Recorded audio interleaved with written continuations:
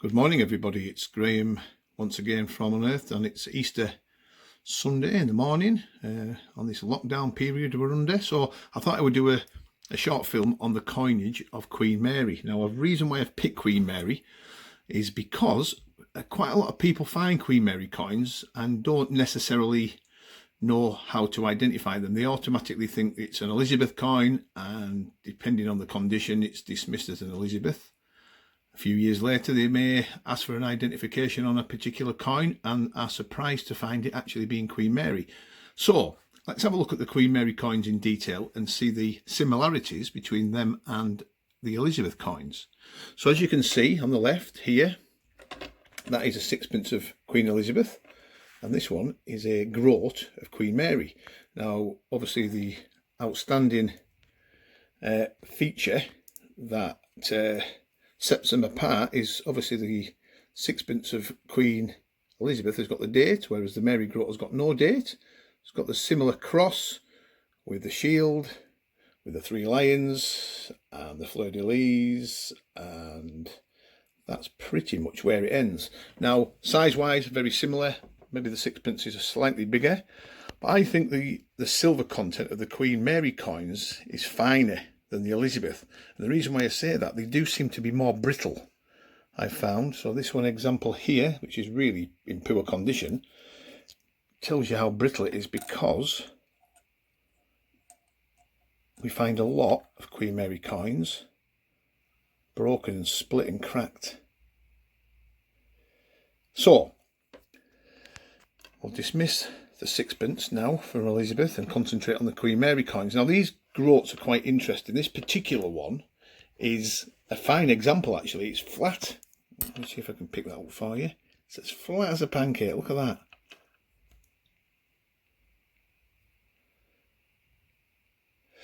And the legend around the outside is quite strong. However, the portrait in the middle of the Queen is weak. So I think this has been weakly struck by weak dies rather than wear.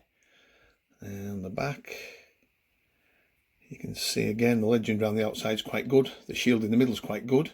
Slightly weakly struck, but the bust is a bit of a letdown. So if we look at the bust and we look at the bust on the Queen Elizabeth, you can see why some people do get slightly mixed up, especially if they're worn. You know, both queens are facing the same way. Both queens have got the crown. However, the Elizabeth sixpences have got the rose next to it, whereas the Mary groat has got nothing. So let's have a look at how we go and distinguish the mint mark. Now, the mint marks on these is quite interesting because it's usually round the legend, and we find the mint mark here on this particular Mary groat right there. Now, if you look at the Mary groat in the book, we'll go all the way up to the book. The mint mark is round the legend. Ooh, where are we at there? Pomegranate. So the pomegranate is there, as you can see, between two words. And on this particular example, it's there. Now, it's either a pomegranate or a half rose. It only has two mint marks, the Queen Mary coins. So that's of interest to use. People that do come across these, probably more aimed at people that are coming into the hobby and have only been detecting for a short period. This video will be of help, but the next part of this film will be of help to quite a few people, I guess. And that is comes as a surprise to a lot of people when they do find Mary groats. If they don't get them mixed up with an Elizabeth coin and they know it's Mary, you know, they're quite happy, because Mary groats and Mary coins in particular, especially the shillings, the Queen Mary and Philip, or Philip and Mary shillings in particular, are quite rare. So when people do find Mary or Philip and Mary coins, they're quite excited about it. Now, we can see around the legend on the obverse of the coin, Maria. There's the M-R-I-A. So you can always pick up the legend and the name Maria round there right at the start. However, this is where it gets interesting. Sometimes you come across a Mary groat, like this particular example, and you think, oh, it's another Mary groat. Well, I'm happy at that. You do a little bit of a That's better. You do a little bit of a dance around if you're one of them types and you think, yeah, I've got a Mary Groat. However, this one is slightly different because instead of it having Maria, this particular Mary Groat has actually got Philip. There's the P-H-I-L, Philip, starting around the legend, which indicates that this groat is actually a Philip and Mary Groat. So some of you guys out there have found Queen Mary Groat and you think it's a Queen Mary Groat, get it back out of your collection. Have a look around the legend and look if, rather than it starting with Maria, have a look if it starts with Philip. The reason is, these coins are more valuable, the Philip and Mary Groats are more valuable than the Queen Mary Groats on their own. Now this particular example here is not in brilliant condition, but we can see a decent bust. You can see the Queen's hair. It's got a little bit of like flecks on here where, I don't know what that's off, to be fair.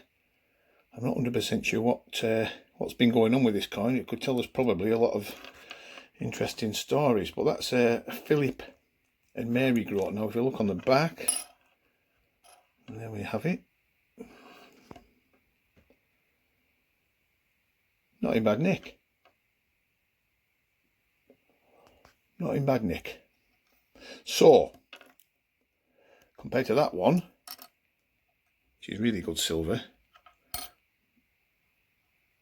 not too far apart from this one being bent, buckled and twisted. So the Philip and Mary Groat slightly different. I'm going to just go into my book here. Crown bust of Mary. They have several legends on them. Now the mint mark on this is slightly different because it's classed as the mint mark as being lis, L-I-S. So I guess the mint mark on these groats are there. The Philip and Mary. That's the mint mark, I'm pretty sure of it. So there, so have a look in your collections, folks. If you've got any Queen Mary coins, turn them over. Queen's bust showing. Look for the legend. If it doesn't start with Maria, you know you're onto something. You know you want a Philip and Mary. And you can see the Maria part picks up round about 5 to 6 o'clock. Maria is just spelt out here at the bottom. But they only did, on the sixpences, sorry, on the groats, I'm getting mixed up here, on the groats, they only did 2 mint marks on the Mary Groats.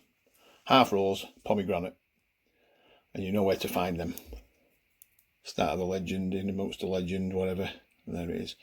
So, I hope that's of help. Give us some feedback. I don't know if these coin videos actually do, do strike a note with anybody. If they do, that's great. But I just think that these little indications of our history and giving you guys some sort of interesting information on the coins that you find would be of help. Now, if you do notice little bits of black fleck on my fingers, folks, it's not because I haven't washed my hands any time, it's just because I've been painting. So there you go, I've been painting this morning early on. Right, so I hope that's of interest. Please leave if you can leave a comment or two, that would be fantastic.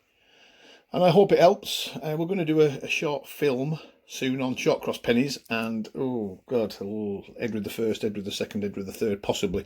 That is a very difficult subject to talk about. These coins are quite easy, whereas the pennies can be difficult. So you'd have to bear with me on that one. I'm still doing a little bit of research because I don't want to be giving anybody misinformation. Okay, so there's the coins of Queen Mary and Philip and Mary. I hope that's of help. Okay, enjoy your day, folks, and I'll catch up with you soon. Bye for now.